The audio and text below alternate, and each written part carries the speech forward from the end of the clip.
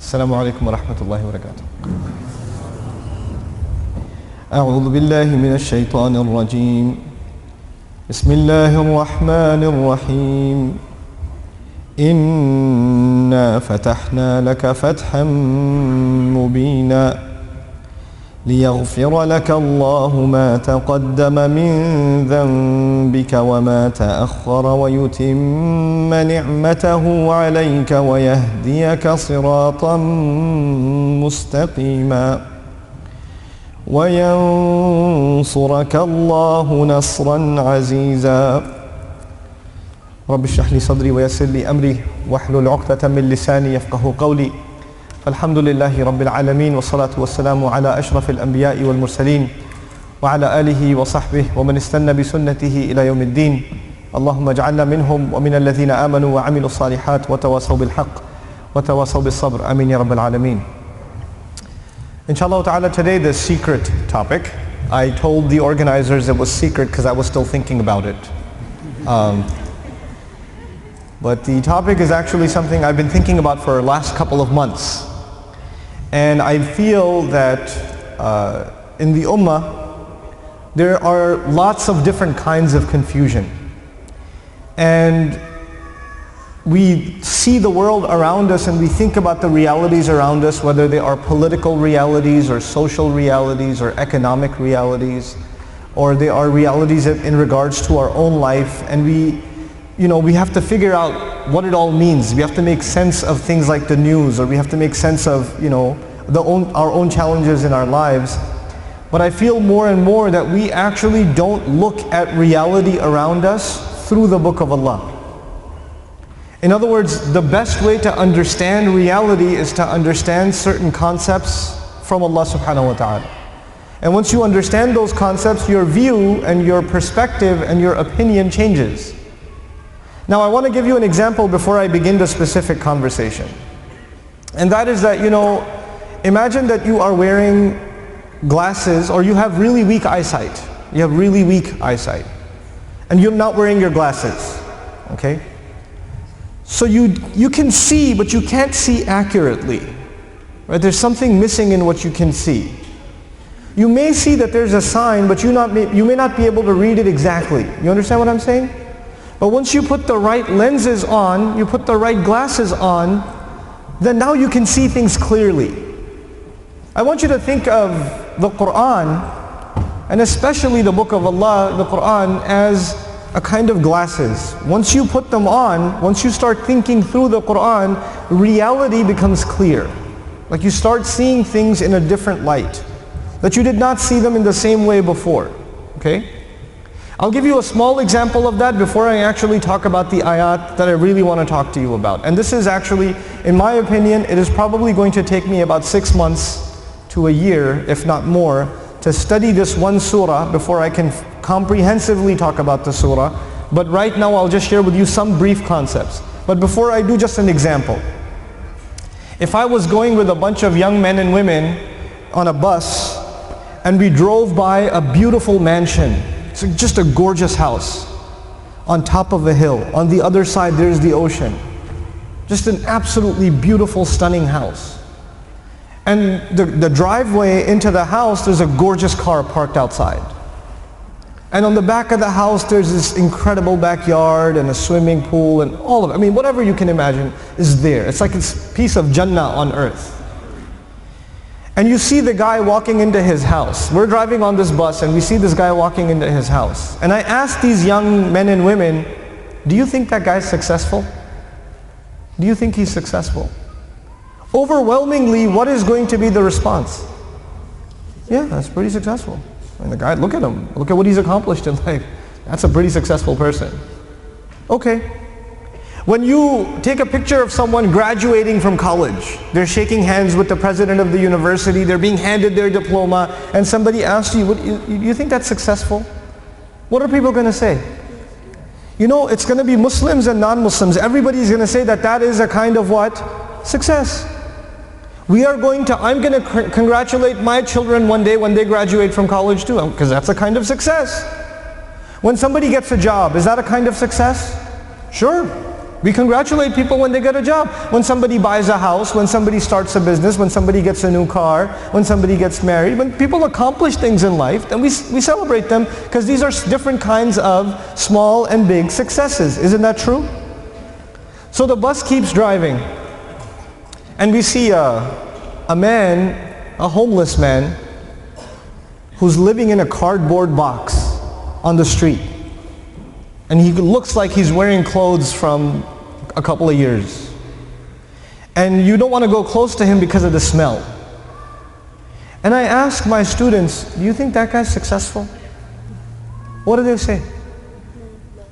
They say he's not successful. Now imagine if I was riding in this bus, but in this bus there were not Muslim boys and girls, but they were Christian boys and girls, or Jewish boys and girls, or atheist boys and girls, or agnostic boys and girls, or Buddhist boys and girls. And I asked them the same exact question. Do you think their answers would be the same? Yep, their answers would be the same. That's the problem. The problem is the way we think about success and the way we think about failure. For Muslims, it's supposed to be different. All human beings can see it a certain way, that's fine. They have the apparent view of success and failure. But us, Muslims, Allah has given us clearer glasses. And once you look at reality through these glasses, you see something other people cannot see. You see something other people cannot see. So when you put those glasses on, then you start thinking about the Book of Allah and you realize that one of the most beautiful, captivating, magnificent homes that was ever built was the castle of Fir'aun. It was one of the most amazing homes ever built. And if our bus was driving by the castle of Fir'aun and he was walking into his house and I asked my Muslim children, is that successful? Is that guy successful? What would their answer be? Fir'aun is not successful. He's one of the worst losers in all of human history. Isn't that the case? What was the second kind of person we ran into? There was one guy walking into a mansion. What was the other guy? He was a homeless guy. Okay. Ibrahim alayhi salam was kicked out of his house. He was told to leave the house. So he's homeless. Well, was he successful? He was. Actually, he's one of the most successful human beings that ever lived. Now the Quran is teaching me that a homeless man is successful and an incredibly wealthy man is what? A failure. You know what the Quran is teaching me? The Quran is teaching me that success has nothing to do with wealth. And failure has nothing to do with poverty. Success and failure are different concepts for us than they are for everybody else.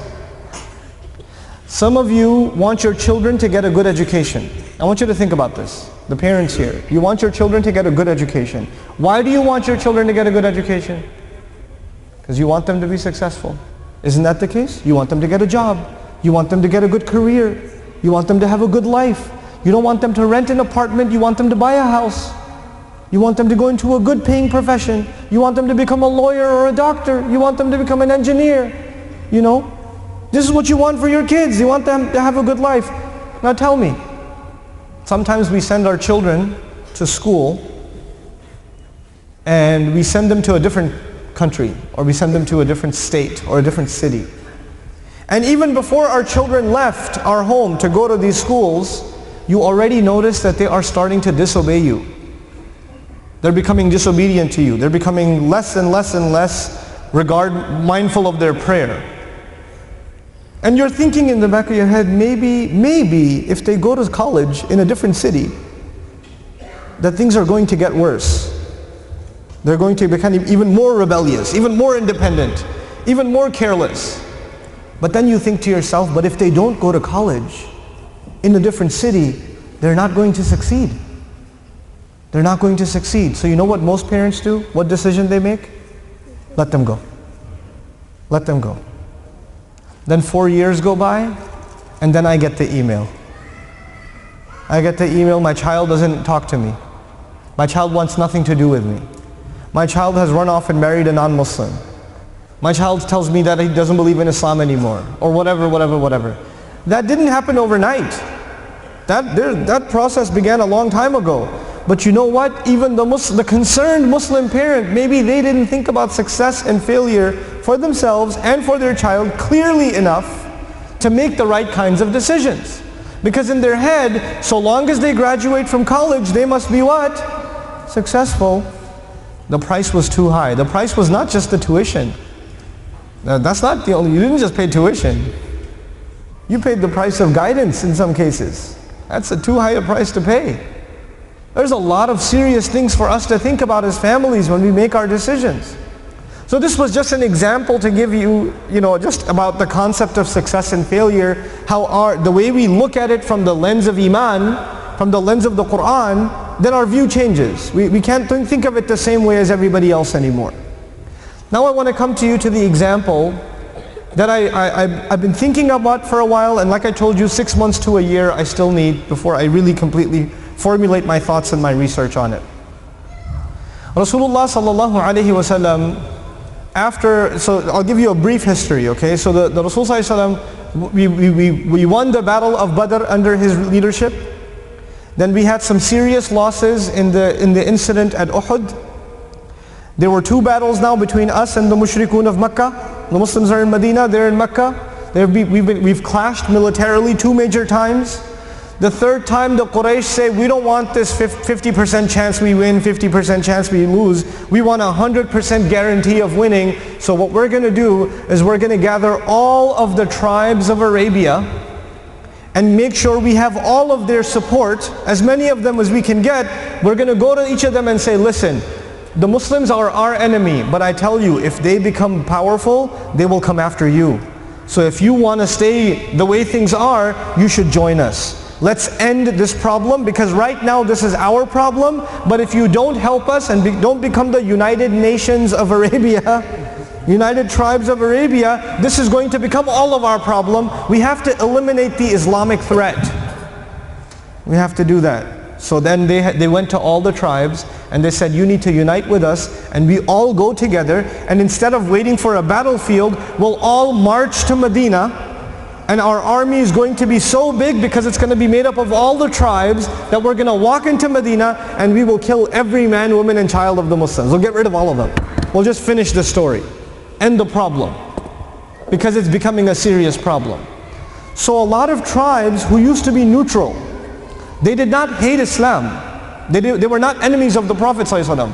But when they were given the story that this is a matter of national security, they became convinced and they said, fine, if it's a matter of protecting the way of our life and the way things are, we'll come with you. So now a huge legion, which is why it's called Al-Ahzab, different groups, huge legion of armies are coming, heading towards Medina.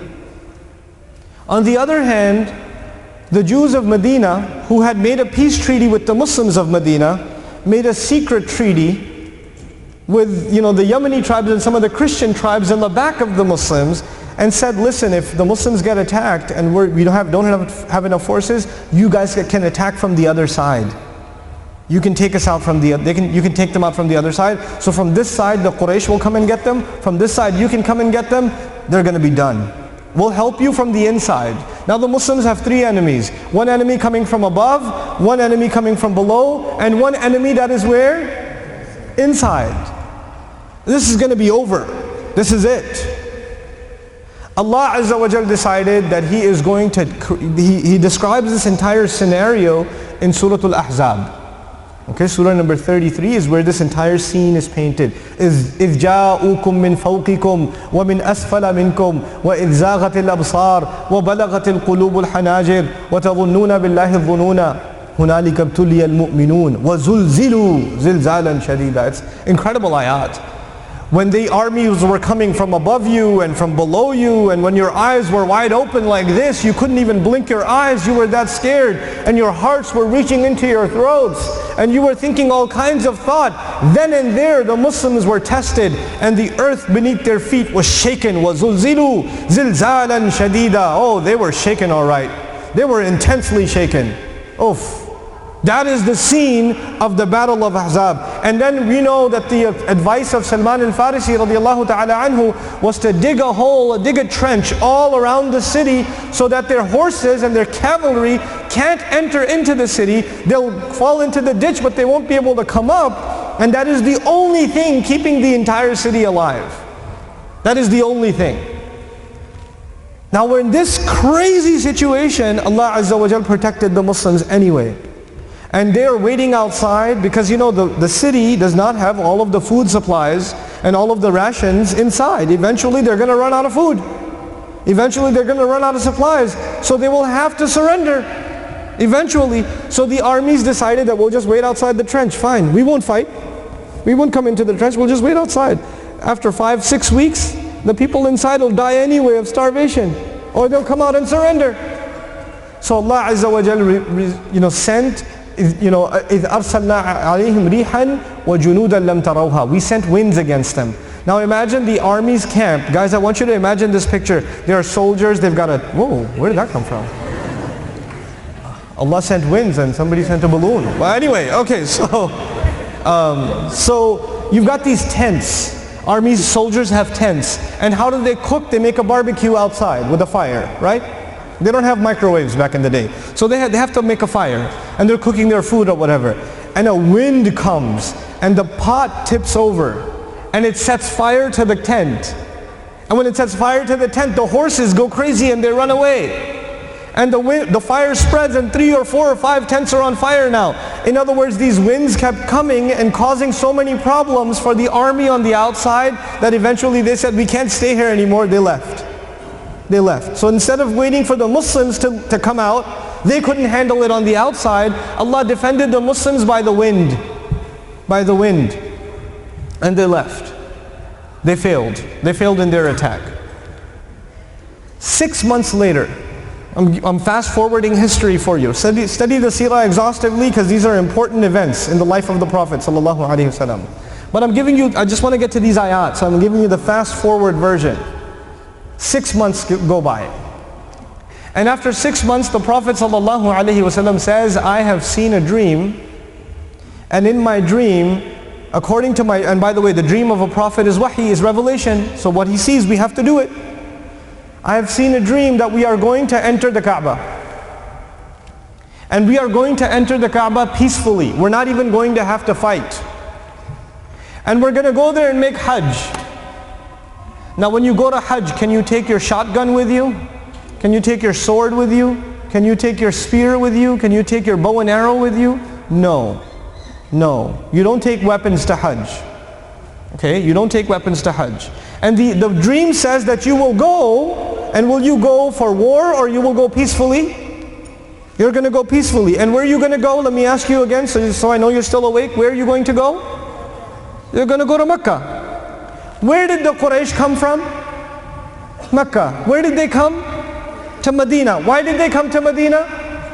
To kill all the Muslims. And now the Prophet sees a dream. 6 months later, we should go to Mecca. And we should go without any weapons to make Hajj. And nothing's going to happen because I've seen a dream. And the Muslims believe in. Let's go. If you've seen a dream, let's go. If you ask anybody else to follow into the city that was just thirsty for your blood, you want to go there and make Hajj? Are you sure? Are you sure that was your dream? No, no, no. Let's just go. قال رسول الله صلى الله عليه وسلم لقد صدق الله رسوله الرؤيا بالحق. He said the truth. Let's follow him. So they go. Now, when you go to Hajj or you go to Umrah from here, how long is the flight? I don't know. Tell me. 14 hours? Allahu Akbar. Inna lillahi wa inna ilayhi raji'un. 14 hours. I'm sure their trip from Medina to Mecca must not have been 14 hours. It must have been less. Oh wait. They were walking. They're walking from Medina to what? Mecca. So it's going to take a few weeks, maybe even months before they get there. They're not like you who go to the airport, then wait in the lounge for 2 hours, then go on the plane, which is air conditioned, with a TV screen in front of you, which helps you prepare for Hajj. Okay? And you're sitting on the couch like, ah, this is so uncomfortable, my back.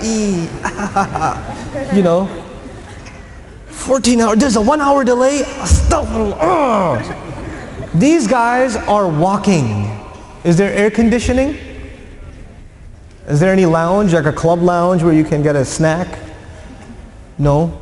Is there anybody walking over and offering them headphones or a wet towel or? Is there snacks offered every few hours or? And the closer they get, the closer they're getting to their own death. I mean, if you think about it, who wants to kill them? The Makkans. And you're going into their city, you're going into the lion's den itself, without weapons, you're going to get killed. So they're walking with Rasul Sallallahu Alaihi Wasallam. They're going to Makkah. They get close enough, and there's an interesting story. You have to understand different sides of this story. Again, because I have to fast forward this for you, I have to skip parts. But the Quraysh found out that the Muslims are coming. So they, is there a fight back there? What happened? It's okay. No, it's not that interesting. If something interesting happens, I'll tell you. Okay. So what was I saying? Something about Islam? What was I saying? Remind me. The Quraysh. The Quraysh found out that the Muslims are coming. And they also found out that the Muslims are coming unarmed. They're not armed, they're coming unarmed. So they said, if they get too close, there's going to be a problem. Let's try to kill them before they get any close. So they sent Khalid ibn Walid radiallahu ta'ala anhu, because he had a fast battalion. Him and his men were fast. They were quick horsemen. To go and catch the Muslims quickly, maybe even around the area of Badr, quickly catch them and kill them. Kill all of them before they get close to Makkah. I'll tell you why they didn't want the Muslims to get close to Makkah. I'll tell you later. But Rasul Sallallahu Alaihi Wasallam found out, because he had sent some scouts, he found out that Khalid is coming this way. So the Muslims went the other way. And they ended up in the place called Hudaybiyah. They ended up in Hudaybiyah. Now the thing is, let me tell you why the Quraysh didn't want them to get close. The Quraysh, what did they have all around the Kaaba? Do you know? What did they have all around the Kaaba? Idols. And each of these idols is from a different tribe. Okay, so they're not all idols for the Quraysh. Some idols are for the people of Ta'if, some idols for the people of somewhere else, the Hudalis or whoever else, right? Different tribes, all of their idols are sitting in Makkah. And why does everybody respect Makkah? Why does everybody respect the Quraysh? Because they hold the idols. And also because they take care of people who come and give and do the tawaf and do the hajj. And why do they have respect? Because if somebody comes unarmed to Makkah to do hajj, even if it's a hajj of shirk, even if they come for that, then the Makkans will take care of them or attack them? They'll take care of them. And that is the only reason all of Arabia respects Makkah. So if the Muslims are coming for Hajj and they are unarmed and the Quraysh attack them, then they will lose the respect of all of the Arabs. And all of the Arabs are already angry with Makkah because Makkah told them, Quraysh told them to leave their homes and come out and kill all the Muslims. But did they get to kill the Muslims? No. And is it cheap to gather an army or expensive? It's very expensive. So all the tribes spent a lot of money to come and try to attack the Muslims, but that failed. And now they've all gone back, and are they ready to listen to Makkah again, to Quraysh again? No, like you wasted our time and money. We went out there for nothing. We're not listening to you people again. And now the Muslims are coming, and if you try to kill the Muslims when they're making Hajj, it's not like the rest of the tribes like Makkah right now. So the Quraysh are like, if we attack the Muslims after they have reached the miqat, and if they've reached Hudaybiyah, then all the Arabs are going to say, forget these Makkans, man. They cost us all this money, and now they're killing Hujjaj. Forget these people, let's kill them. So now the Quraysh cannot kill the Muslims. They're stuck. They're stuck. But the Muslims don't know that. The Muslims are just going and they think that the Quraysh might still what? Kill them. They stop at Hudaybiyah. Rasulullah ﷺ sends somebody inside. He sent Uthman radiallahu anhu inside as an ambassador. We're coming to make Hajj. We're not going to fight. We're just coming to make Hajj, which is pretty amazing. You guys just tried to kill us and now we're going to walk into your house. So would you what's up? And we're going to go around your house, and we're going to walk back. You know what that is? That is spitting on the enemy's face and saying, what you going to do? Huh? What you gonna do? So the Quraysh, they don't know what to do, but they arrest Uthman. They're panicking. They don't know what to do. What is he doing here? What do you mean they have an ambassador? What do you mean they're in Hudaybiyah? Capture him, detain him, arrest him. And they arrest him, and the rumor spreads that they killed him. The rumor spread that the Quraysh have killed who? Uthman radiallahu anhu. Where's the Prophet ﷺ and all of the Muslims? Where are they? You tell me now. They're in Hudaybiyah. So these Muslims are in Hudaybiyah, and they get the news, they get the rumor that Uthman has been killed. But the truth of it is, Uthman has not been killed, he has only been what? Arrested. But when the Prophet hears that Uthman has been killed, radiallahu anhu, he gets very upset. And he gathers all of the Muslims. And he asks them to take an oath of allegiance under a tree. He calls them and says, you have to pledge to me that we will take revenge for the murder of Uthman. We're going to go into Makkah and we're going to take revenge for what they did to Uthman. Now he's going to take this oath from the people who came for war or came for Hajj. So do they have weapons or no? No, they only have the knife, the small knife that they use to slaughter the animal. That's all they got. They have no shields, they have no bow and arrow, they have no spears, and they're going to go inside the most heavily armed weapons depot city in all of Arabia, and that is Makkah. They're going to go inside Makkah to take revenge for Uthman. And Rasulullah says, I need you to pledge to me that you will be loyal to me and you're going to go. Because we have to seek revenge for Uthman. Do the Muslims agree? They agree. All the Muslims who agree, are they also now, they also know, what are the chances? Are we going to win or are we going to get killed? So we're ready to be killed. We're ready to die. Now, I want you to understand something. Actually, no, not yet. I'll tell you later. I'll tell you later. Now the Muslims are ready to go kill. And when the Quraysh find out the Muslims are ready to go into war, they say, no, we didn't kill Uthman. We just arrested him. You can have him back. Take him back, take him back. Calm down. Now the Muslims were already ready to fight, but then they what? They calmed down. Then they said, okay, let us come make Hajj. No, you can't make Hajj. You can't make Hajj. Let's make a treaty. This is called the Treaty of what? Hudaybiyah, Sulh Hudaybiyah. Let's make a treaty. And if you know anything about this treaty, you know that all of the terms in this treaty go against the Muslims. Every one of them goes against the Muslims, and every one of them is in the favor of the Quraysh. So they give this treaty to the Prophet ﷺ. This is the treaty. What do you say? And the Prophet ﷺ signs it or doesn't sign it? He signs it. He signs it. And that means that you will not make Hajj this year, you can come back next year. You don't make Hajj this year, you can come back next year. Now let me tell you something. If you paid for your Hajj package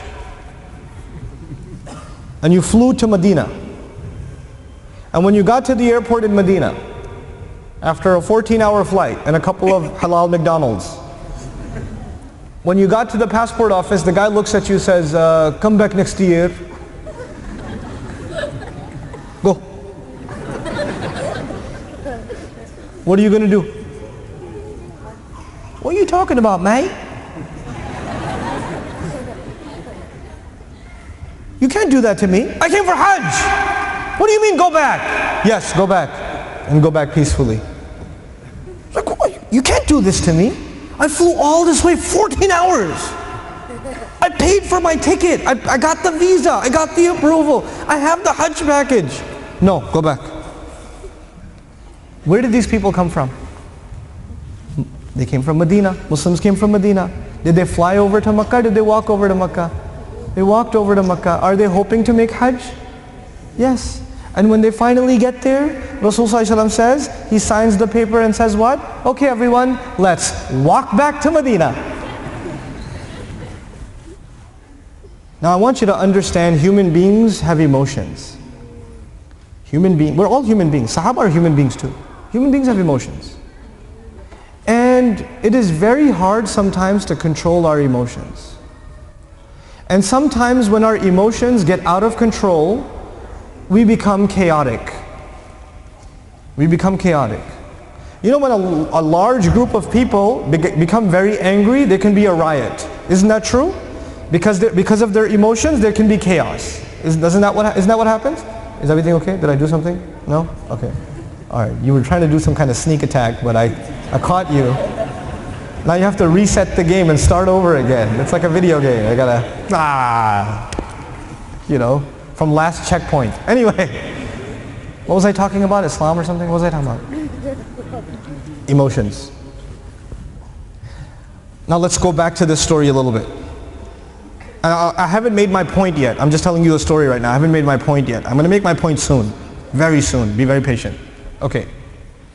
Rasulullah 6 months ago, along with all of the Muslims, almost got killed. Yes? Which emotion was there when we were almost killed? Fear. Extreme fear. Yes?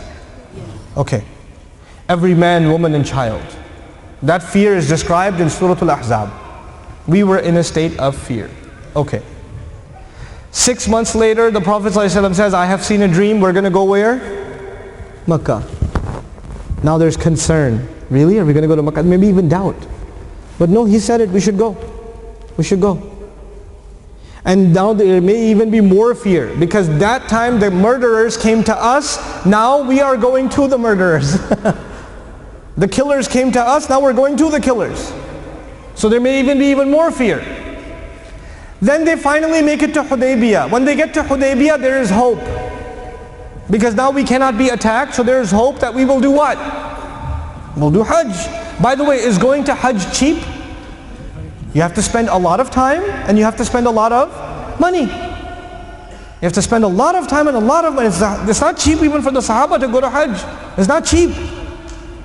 So now they're full of hope. Then the news comes that Uthman radiallahu anhu has been killed and the Muslims are full of what? Anger. Then they take an oath that we will take revenge and they are full of courage and excitement. You know, before the war begins, before the general says, attack! But before he does that, what are the soldiers doing? You know, like the guy in the boxing match before ding ding ding, or before a UFC fight. Okay, don't pull each other's ears, don't bite each other. Go. But before he does go, what are people doing? What are those two guys doing? You know, you're filled with aggressiveness, right? Is that a calm emotion or an intense emotion? That's a very intense emotion. So we're talking about intense fear, intense hope, intense aggression, intense anger. These people have gone through a lot of intense emotions. You with me so far? Now Rasulullah sallallahu alaihi wasallam signs a treaty and they feel like this treaty is intensely insulting. What? We don't get to make Hajj? What? If one of us runs away from Makkah, we have to send him back to Makkah? What? We have to go back? We can't fight them? We were ready to just take revenge right now. And now we have to just go back home? Disappointment, frustration. There are so many emotions in these people. And it's not one person. It is lots of people. Now let me tell you something. If you have one young man who is very angry, extremely angry, is it easy to calm him down? No. Calm down, son, calm down. Just relax. Okay, just relax. It might take you 30 minutes before this young guy whose nostrils are, they're swelling up like. It might take a while before he calms down, you understand? That is just one angry man. Are they in the thousands? If there are hundreds, if not thousands of angry men, is it easy to calm them down? No. Rasulullah sallallahu alaihi wasallam turns to them and he says, we're not going this year, let's go back. They said, I thought you saw a dream. We're going to make Hajj. And Rasulullah said, I never said this year.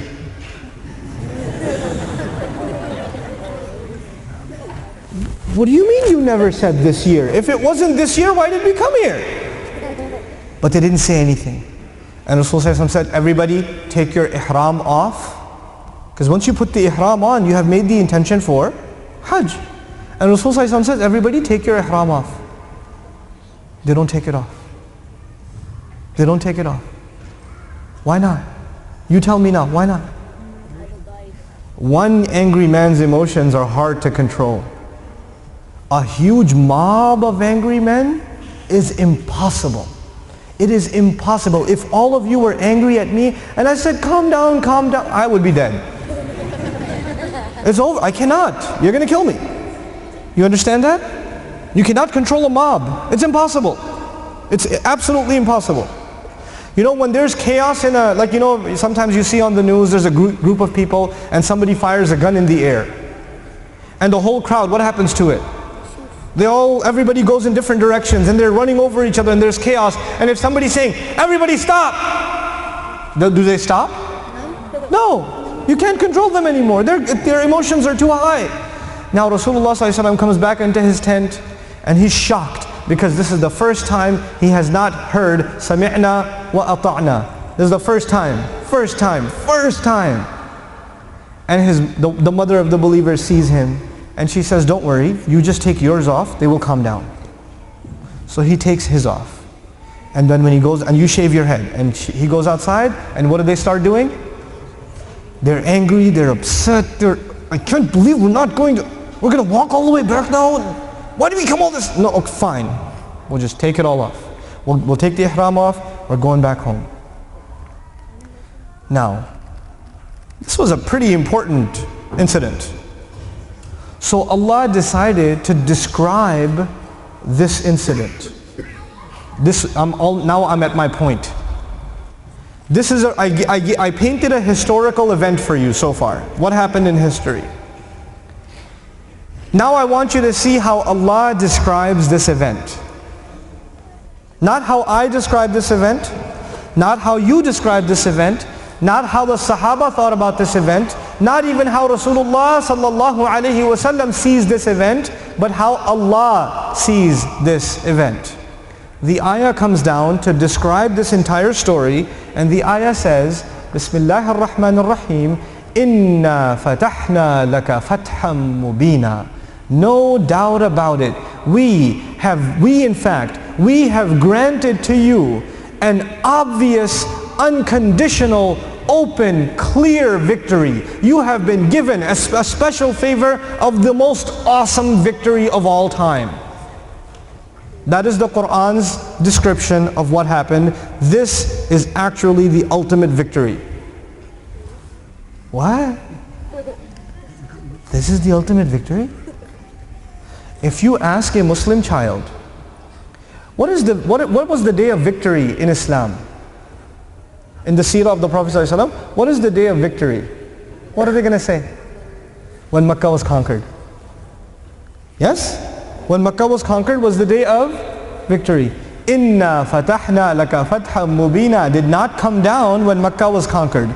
Inna fatahna laka fatham mubina came down when we didn't get to go to Hajj. When we signed a treaty that was against us. When we were completely disappointed. Where's the victory? I don't see it. CNN won't see it. The historian won't see it. Even Sahaba don't see it. The Sahaba don't see it. How can you call this victory? Oh, by the way, Allah did not say, Inna fatahna lahum fathan mubina. Inna fatahna laka. Laka, Ya Rasulullah. Laka, sallallahu alayhi wa sallam, fathan mubina. I want you to understand this. According to Allah, the greatest victory of the Prophet sallallahu alaihi wasallam, because this is not a victory for the Muslims, this is not a victory for Islam. In the ayah, this is a victory for Rasulullah sallallahu alaihi wasallam. The greatest victory in the seerah of the Prophet sallallahu alaihi wasallam are the Sahaba who, even when they have the most intense emotions, they still obeyed Rasulullah sallallahu alaihi wasallam. That is the ultimate victory. This mob who was able to control their emotions, because their emotions are very high, but their loyalty to Allah's Messenger is even higher, and out of that loyalty they can maintain their discipline. There is never ever going to be a greater victory than this, ever. It's not Hudaybiyah, it's the Sahaba. It's the Sahaba. People miss this point. Why am I telling you this? Because nowadays we make dua for victory. We make dua for victory, yes or no? We see the Muslims in the difficult situations around the ummah and we make dua that Allah gives them and gives us victory. If we don't understand what victory means from the Quran, then maybe we don't understand what we're asking for. The victory of conquering a land, the victory of removing the kuffar, the victory of seizing territory. You know what Allah calls that? وَأُخْرَى لَمْ تَقْدِرُوا عَلَيْهَا قَدْ أَحَاطَ اللَّهُ بِهَا. Oh, it's secondary. Allah calls the conquest of land secondary. Allah calls the conquest of the hearts of the believers primary. That's not my description. That is not a historian's description. Look, anybody else who would read the story of Hudaybiyah, they would think of it as a loss. But Allah will describe it as a victory. He'll describe it as a victory. The one thing I want you to think about here, and inshallah I'll give you the secondary benefit too before I close, but just this first ayah, if I talked about the second ayah, we'd be here till Fajr and I got a flight to catch, so we can't do that. But just this first ayah, I want to share something with you. You know, there's a secondary benefit of Inna Fatahna Laka Fatham Mubina. Let me explain. The treaty says that you are not going to fight with us and we are not going to fight with you. But if a Muslim runs away from Mecca, what will we do? Send him back. We'll send him back. And among other disadvantages to the Muslims. Okay. Let me not tell you about the seerah for a second. Let me tell you about international politics. Major governments in the world say we do not negotiate with terrorists. You ever heard this before? Governments say we do not negotiate with terrorists. If you negotiate with them, that means you have accepted that they are legitimate. Yes or no? Because you signed a paper with them, you shook a hand with them, you did a press release with them, you did a treaty with them, which means you think of them as a legitimate government. So if we sign a treaty with them, that is proof that they are legitimate in our eyes. Okay? And now if a government thinks that the group, their enemy is small and they can crush them, they say, we don't need to make a treaty with these people, we can crush them. They're criminal, they're nothing. But if a group becomes powerful, so powerful that you can't just crush them, then you become weak and you have to accept that we have to sign a what? A treaty. The political victory in this ayah is that for the first time, the Quraysh, who up until now, what did they consider the Muslims? They considered the Muslims a cult. They considered the Muslims traitors. You can call them a terrorist group. Back then's language. But now they are signing a treaty with the Muslims, which means the Quraysh have accepted the might and the muscle and the power of the Muslims, and Allah made them accept the power of the Muslims even when the Muslims didn't have weapons in their hands. They did not accept the might of the Muslims in Ahzab. They did not accept the might of the Muslims in Badr, not in Uhud, not in Ahzab, but they accepted the power of the Muslims when Muslims came in Ihram. I need you to understand that. Power is not about weapons. Power is not about weapons. In this ayah, the way we think of when will the kafir understand the power of the Muslim? When will they recognize the power of the Muslim? We have an emotional thought about that. But the seerah and the Quran have such a deeper understanding of this issue. They have such a powerful, such a powerful reality that the Quraysh had to sign this treaty. Now all of Arabia, the rest of the tribes, they don't like Quraysh. You remember why they don't like Quraysh? Because they made them go all the way to Ahzab. Now all of Quraysh, all of the tribes see, the Quraysh, they were going to kill the Muslims 6 months ago, and now they are ready to sign a treaty. These Muslims are powerful, man. Yeah, these Muslims are serious. They're even more powerful than who? Than Quraysh. Because the Quraysh were forced to sign a treaty even when the Muslims were not with any weapons. That's crazy, man. That's some crazy tribal politics. And in this time, we have 10 years of peace. 10 years of no fighting. 10 years of no fighting. Guess what? I want you to, have you ever seen the map during election season? They say this party's colored blue, the other party's colored red. Right? So the blue is this big and the red is that big. Right? Now think of it like this.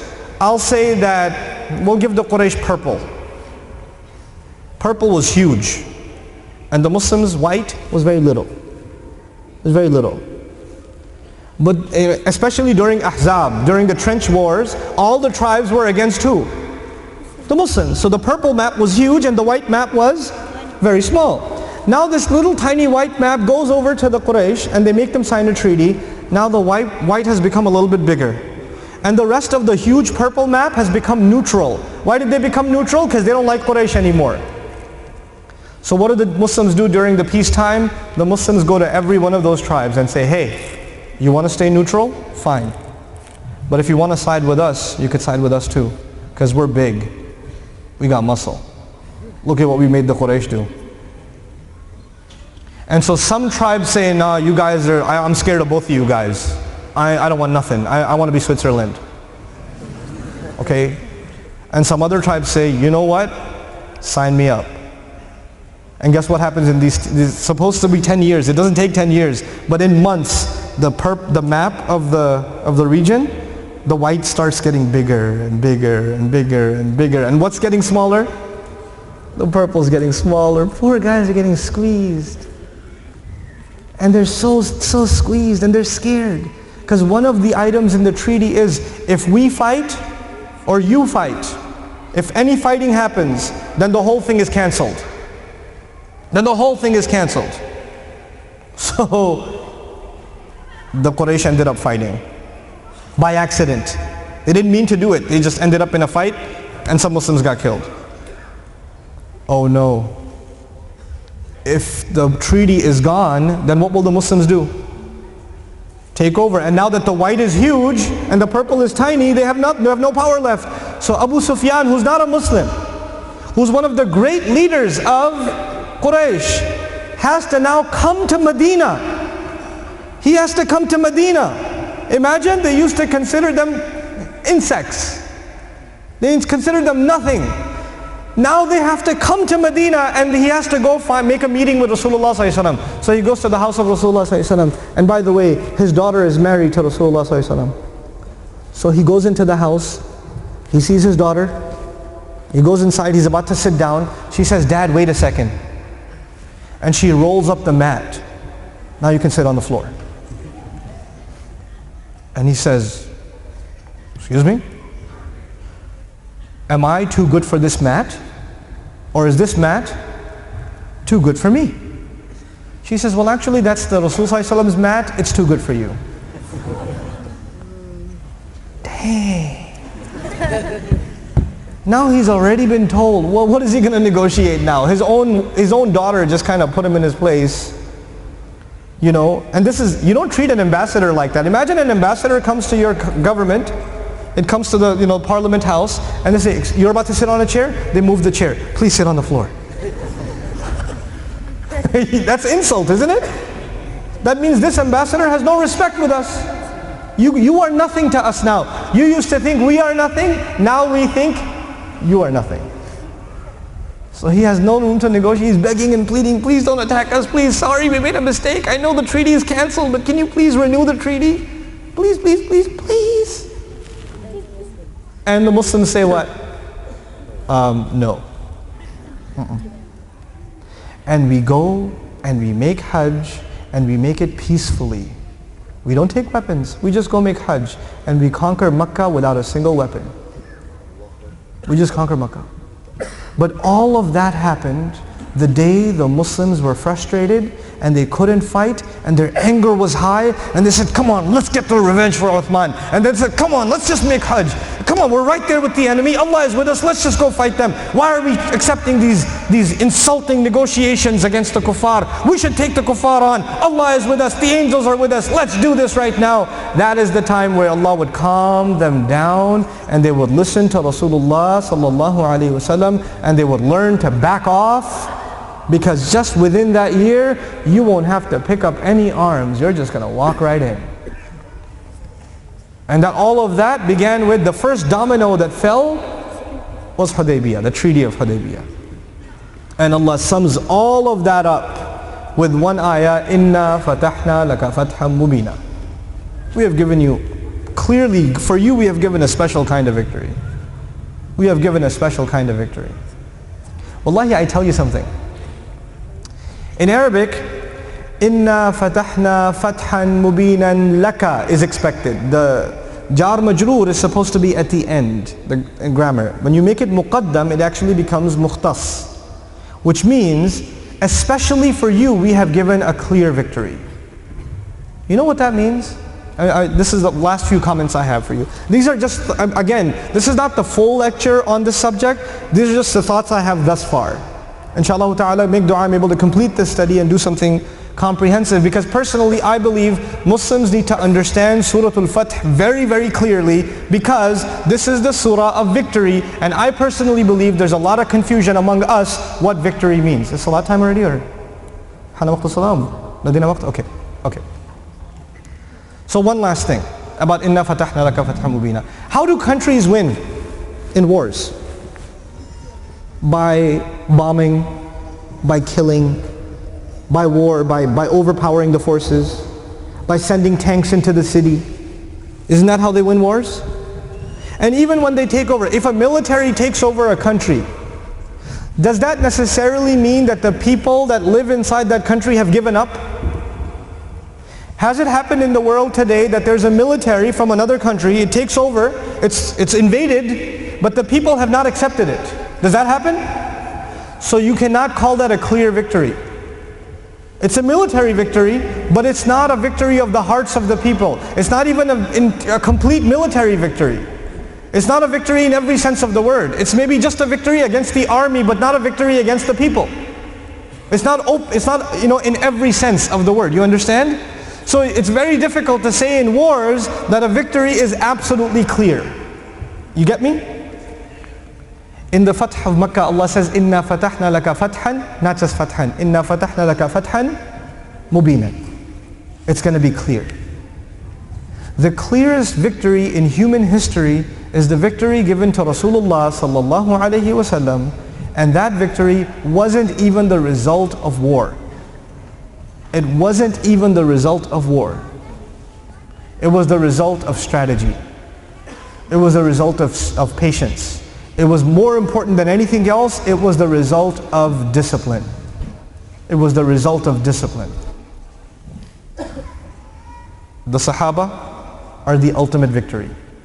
Not because they go in the battlefield, because they obey the Messenger sallallahu alaihi wasallam unconditionally. When he tells them to put the ihram on, they put the ihram on. When he takes it off, they take it off. When they walk to Makkah, they walk to Makkah. When they have to walk back, they'll walk back. No complaints. No complaints. We want victory. Allah is telling us the prerequisites. We have to have discipline. We have to have control over our emotions. We cannot be mobs, angry mobs that can't think clearly. We have to be people that understand the definition of victory from Allah's book. We have to become these thoughtful people, you know. The ummah today, the last thing you find in us is discipline. It's so sad. The last thing you see in us is discipline. We don't even have discipline in the way we park our cars outside the masjid. By the way, when salat begins, it's beautiful discipline. It's beautiful. We all, you could be anywhere, our kids could be going crazy. When qad qamat as-salah, qad qamat as-salah, we all line up perfectly. Isn't that the case? Everybody checks their feet. Everybody lines up perfectly. And as soon as salat is done, we go back to chaos again. The salat 5 times a day, what does it teach us? Discipline. And actually it proves that Muslims are capable of amazing discipline. You cannot find any other religion that just a simple call is made. Allahu Akbar, ashhadu an la ilaha illallah, ashhadu anna Muhammadan Rasulullah, hayya ala salah, hayya ala falah, and all the conversations will stop, all the cell phones will turn off, everything will go dark, everybody will stop playing, everybody will stop sitting down, everybody will stand up perfectly, line up like an army. Even though they don't know each other, they never trained together, they don't even know the general is who's leading a prayer, they don't know nothing, but they will line up immediately. That is impossible anywhere else other than this religion. We are a people of discipline, but unfortunately outside of Salah, what we learn in Salah needs to now come outside of Salah. We need to become disciplined people. These are some thoughts that I wanted to share with you, especially with the younger generation here, just to illustrate that there's a lot to think about in Allah's book. You know, there's a lot to reflect in this deen, a lot to understand, a lot to grasp. And if we begin to become people who deeply, truly understand the book of Allah, then we will be in a better position to act on the book of Allah. If you want to act on the book of Allah, you first have to understand the book of Allah. If you don't have a good understanding, you're not going to have a good action. You're not going to have good implementation of Allah's book. And this book is not like a magazine. It's not like an article or a blog. You can't just read it just like this and I get it. أَفَلَا يَتَدَبَّرُونَ الْقُرْآنِ. Don't they reflect deeply on the Qur'an? Every ayah you have to think about it. You have to ponder over it. You have to study it. You have to dive in like you're diving into an ocean. And then you will get the wisdom that you can act on. You can't just casually browse through it. It's not a casual read. You can't skim through the Qur'an to get its treasure. You understand that? We unfortunately today, we have a very shallow appreciation of the Qur'an. We have to change that in our culture. We have to become a culture of people that celebrate tadabbur in the Qur'an, tafakkur in the Qur'an, ta'allum of the Qur'an, studying tafsir of the Qur'an in depth, studying its language in depth, understanding it and pondering over it and discussing it in depth, so that we can all act on it in the way that we're supposed to act on it. That is my dua for this ummah. That may Allah Azza wa Jal really make us a people that are connected with His book the way we're supposed to be connected. That understand it in the most pure, the most refined way, in the way it was supposed to be understood. May Allah Azza wa Jal make us a people of the Qur'an that don't take it, don't become lax in regards to it. The month of the Qur'an is still fresh in our hearts. We just came out of Ramadan. But don't let it dry up so easily. Study Allah's book, guys. Study Allah's book. You spend your nights discussing world politics and nothing has changed. How about you spend your nights memorizing a surah or two? How about you spend your nights studying the book of Allah a little bit more? If the world won't change, at least you will change. At least you will change. And wallahi, when you change, then the world changes. Until you don't change, the world will not change. The world will not change. The Sahaba were the ultimate change. They brought an amazing transformation within themselves by Allah's book. And because of the change inside of themselves, Allah gave victory in their hands. The victory of conquest was nothing. That was just nothing. That was insignificant. This dunya was created for us. It's been made for us. We just have to prove to Allah that we are just for Him. When we prove to Allah that we are for Him, then He will hand dunya over. It's no big deal to Him. There's nothing to Him, subhanallah.